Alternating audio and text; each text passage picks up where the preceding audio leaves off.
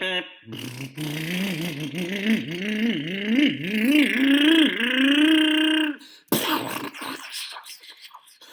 hat! So this is the MT410 by Tekno. It's Tekno's monster truck. Very robust vehicle. Again, if you want to bash, well, I keep saying again because I've said it in other videos, not in this video though, but if you want something robust to bash, this is a way to go. But even a vehicle like this still needs upgrades. So a must upgrade for this vehicle is this part right here. So this is a top brace. It's a T-bone racing, right? More bashing, less braking. This part here is a full brace that goes here on top, and it's made out of primarily plastic, but it comes pre-assembled. So you have this, the main center part. So this is sort of like well, this would be an H-beam if you look at it this way. I was about to say I-beam, but it would be an H. And then you have these plates here, and these plates go into the holes. So they go through there in your shock towers, both front and rear. And the reason why you want this is you want to eliminate this flex. And the reason why is sometimes in hard bashing, and there is a video where I showed what happened to one of my short courses, which is an SET 410.3. So this is the exact same for the short course and the MT. This center brace, this broke. So this is sort of the weak point. And weak point of the truck. The truck is robust as can be. I mean, considering the abuse it went through, you know, it's high time it broke. Although I don't like breaking things, I'll be honest. But this part will break, and the reason why it breaks is when this thing lands, with the weight of the motor, everything, or how it hits, the chassis will actually flex. So it can flex enough to break that part. And then what will happen is it'll flex in, flex out, and then your center shaft can shoot out. I mean, you could bend it as well. I got lucky. I didn't bend it. On mine, this just broke. Somehow it flexed. Didn't catch the flex on camera. Unfortunately, I would need a high-speed camera for that. And I don't really want to repeat the process, to be honest. But this thing just flew out, and all of a sudden I just had rear-wheel drive. So that was an interesting experience. But that being said, this will help with that. Now, if you look at both of these little sections here, they go in different parts. So here's the other one. Now this is all plastic. I'm not sure. This almost looks like Teflon. But I'm really not sure what kind of material it is. Now, one of the things to note, if you look at this one here, it has these two screws. These two screws are going to go right through those two holes. So your rear shock tower, I can't really see them. Maybe if I put my finger behind it. Nope, everything's in the way. Rear view. There we go. So you can see those two holes. They go in right through those two holes. So that being said, let me go ahead and take this apart, and then we will start the assembly process. So that being said, I want to remove the nuts from here. Go ahead and put that there. And this is one of the few items that I've seen where the hardware is not put in a bag. It's actually put in a location where you want it. This block is not tight. Interesting. We'll see why. And I want to go ahead and remove this as well. Alright, so I'll put these separately. And in here, you can do two things. You can either remove these, or you can remove these just to fit this in. So I'm going to go ahead and remove these two over here, and I'll tighten these three later. It should be at 2.5. Is it 2.5? All right. And now the top one.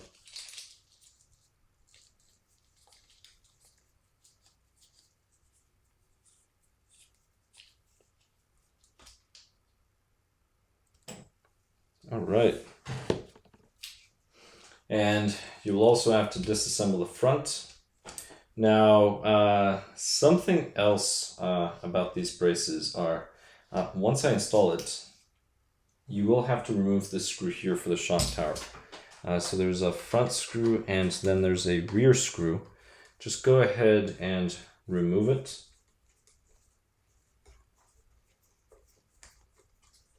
Right, so that should be an extra part now. And this one should be an extra part. I should have started with these.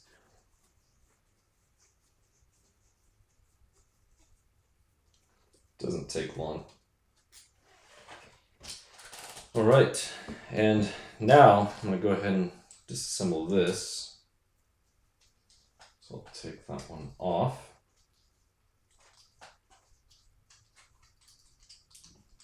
All right, so that one's off. And I will go ahead and remove this from the block. There's the lower one. And here goes the top one. All right. So now, if I hold the brace this way, go ahead and place it in here. Try to. I'm gonna have to remove the block, maybe? Nope. So I just kind of fit it, and now I'm going to turn.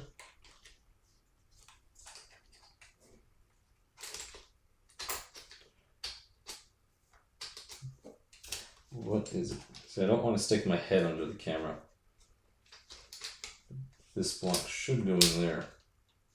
Unless I'm installing this backwards. Which could be a... Could be. Let's see. Oh, it should go the other way. But it definitely goes the other way. Alright, so I had it right. So if you grab it like this, it should go this way. I'm gonna have to remove this block. Alright, didn't want to do it. Sometimes it's easier to take a few more things apart.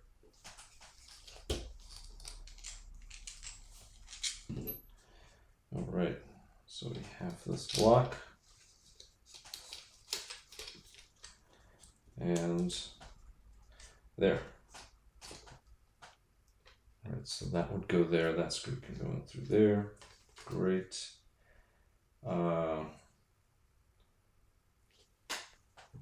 There are no instructions, and I wonder why. But one of the things, notice that hole there, that larger hole, that dimple on the shock tower, that part that sticks out, that's what goes in that hole. So remove the front block, and then I'm just placing it in like this, and then I'm just going to lift, and that is it. So that one's installed. So that's the front. Now I'm going to go ahead and install these screws. Again, it's a bit of a challenge because I don't want to stick my head under the camera. So I'm just going by feel. And I managed to put them in place. I'm going to put the washer and then just set the nut there.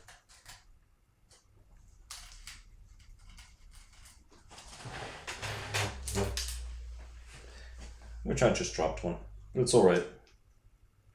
I'll get it out in a bit. Probably easier if I put it on the driver. That tire gets in the way. Alright, that's a good thing these things. Nope. Apparently it did tighten them.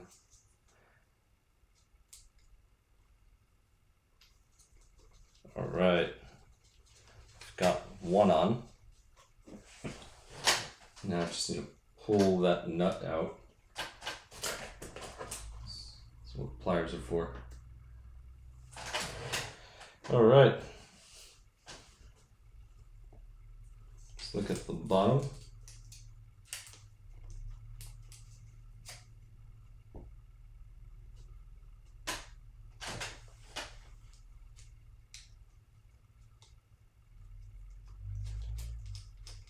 And there. All right, so that one is installed. Now I'm going to drive this other one. This one's going to go through here.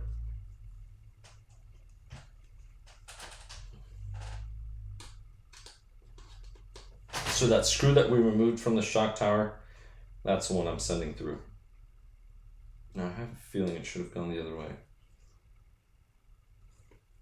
It's threading on here, but at the same time, I'm wondering why I had these extra items. So I'm going to go this way. Originally the screw was going in this way.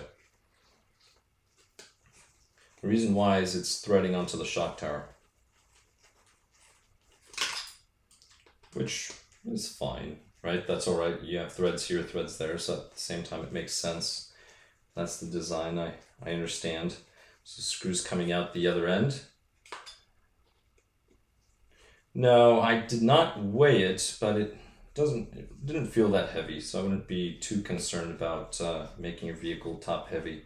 The benefits would outweigh the negatives. All right, I'm going to go ahead and install that washer, and I will go ahead and place this here. Let's go back up the screw.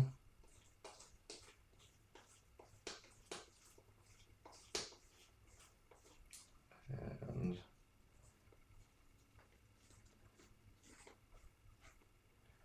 go ahead and there.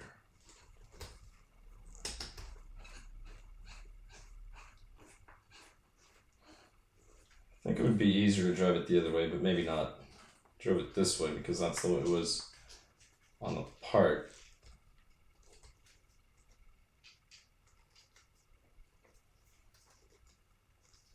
Enough room for me to use the nut driver, so that works. Okay, that's snug, that's all we need. Do not want to over tighten anything. All right, so now this part here, this is the other part. So this is what's going to go here in the front, and let's see if I can get it. So this part's going to be facing down. Maybe if I do it this way. So that's going to go there. And this one, I'm going to get close, but I'm not going to tighten it all the way until the rear is set. Not sure if I'm in the right spot. Yes. All right. So that is there. Oh, sorry. I missed a part. There's a piece missing. Nobody caught me. All right. Forget about this little part. Kind of blends in with the mat. So that will go right in there. It's just a little spacer, so this is flush. That's all it is, but it's still important.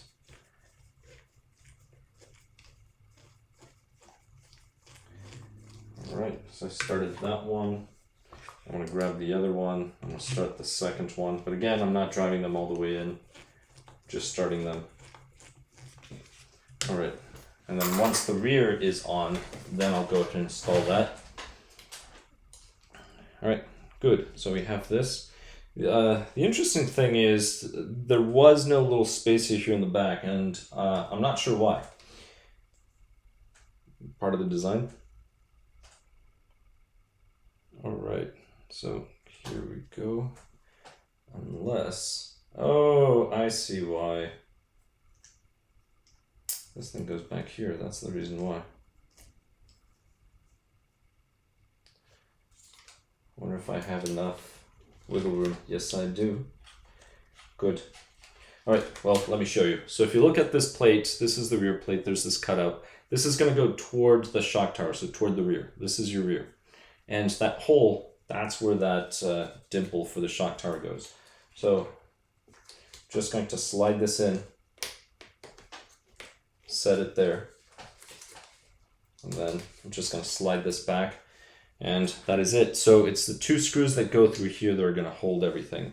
And then, well, this one's going to hold everything here on the top. If I can manage to get the height right to get this through. Oh, there we go.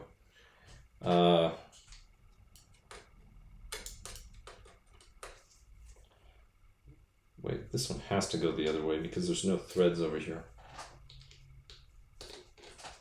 All right, so I'm installing this front to back, and the reason why is there's no threads here, but the shock tower has threads. So this has to thread into the shock tower. That's my assumption.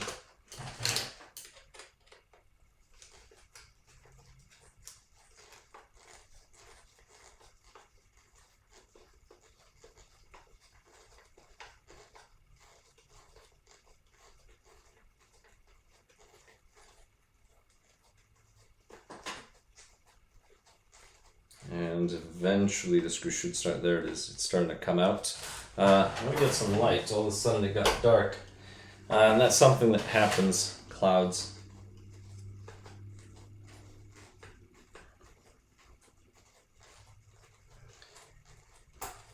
And just working it.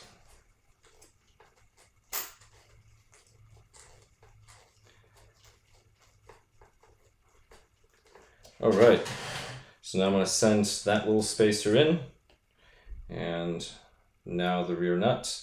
And all of the nuts are Teflon nuts, which is nice. I don't have to worry about thread lock. I mean, I don't mind thread lock, but it's just nice to know that they're nylon. Extra security.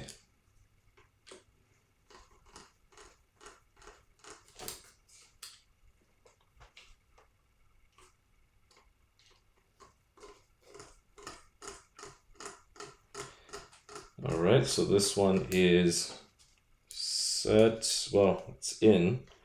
I'll tighten it fully in a bit. I'm gonna do the lower one first. So now I'm gonna tighten the bottom, then the next one, then the next one.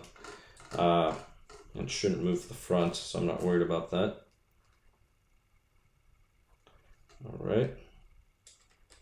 Now let me go ahead and tighten this one. And do not over tighten these because these are just going into plastic. So you can really damage them.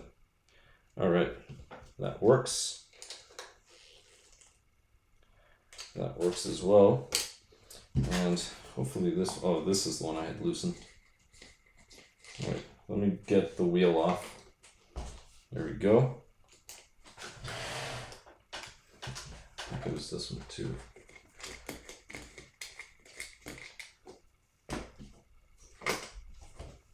All right.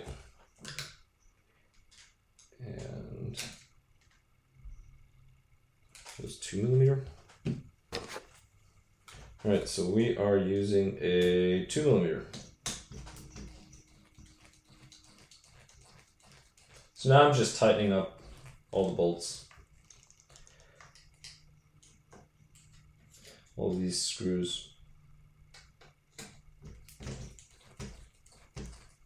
All right, so one more on this side, then I'll flip it. I'll have to take those wheels off too.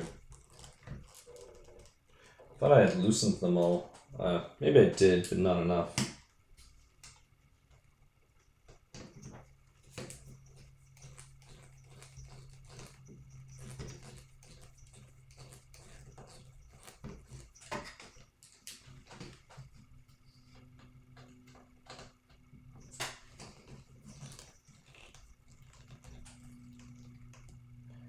Alright, so that one is set, and I'm just going to check these. These were already pre-timed, but you never know.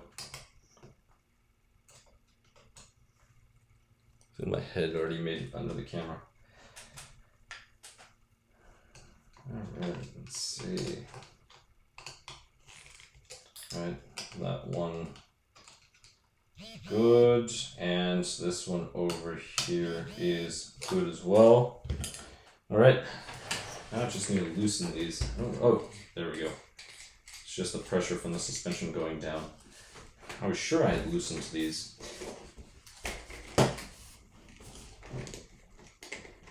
There we go. Alright.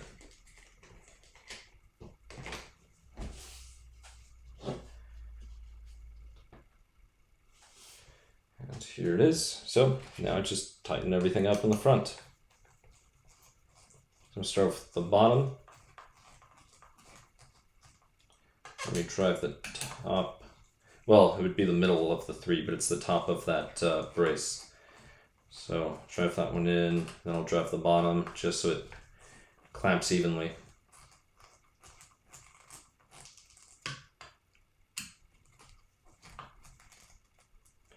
All right.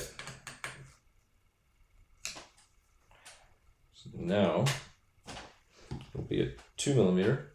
And I still need 2 screws in the back. I'm going to do this first. Although I should have put the 2 screws in the back first. Sometimes what happens, you tighten everything, but then the holes are no longer centered. And then it's a pain to get the screws out and you end up loosening everything.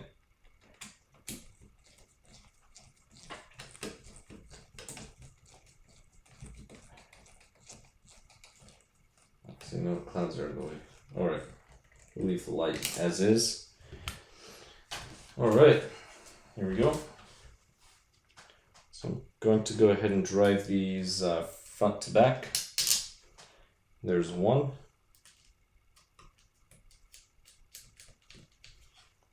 Should be a 2mm.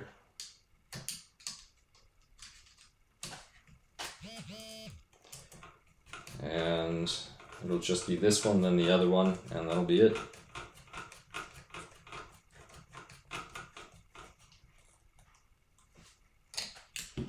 All right, one more.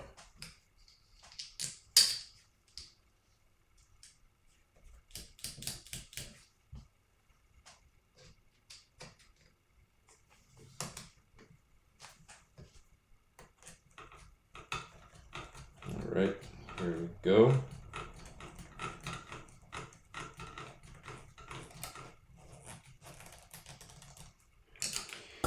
All right, and this is it. So the Tekno MT410 is complete. I just need to put the wheels back on and then the body. So let me go ahead and do that.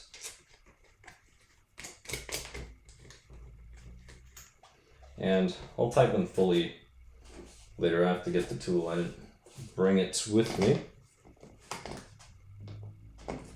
And again, it's just a 17mm. You can use a socket wrench.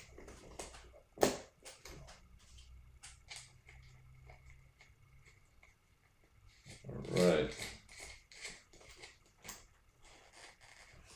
There we go. So let's go ahead and flip. Well, let me show you first how this looks. So this is on there. This is on there quite well. I mean, you can pick up your truck from here, no problem. Very, very sturdy. I do like the design. It looks great as well. I'm not sure if they have other colors. That's something I did not check for, did not ask. But it's all right because my friend likes blue. That's the color that he likes. It's probably because of the sports teams that he follows, which is all right.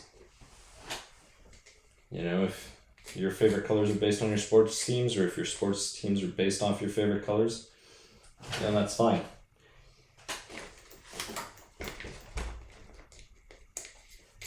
But here we go. I mean, this thing looks awesome.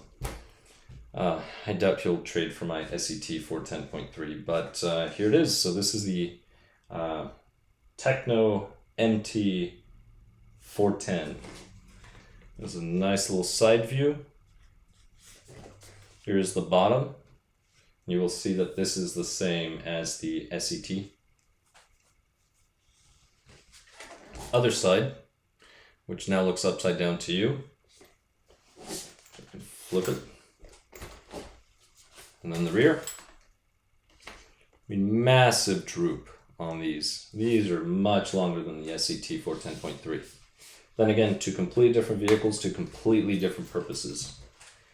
And there's the front. So other than that, thank you so much for watching. And remember, this is a must upgrade for your MT410, especially if you're going to do some 6S bashing with it. Again, thank you so much.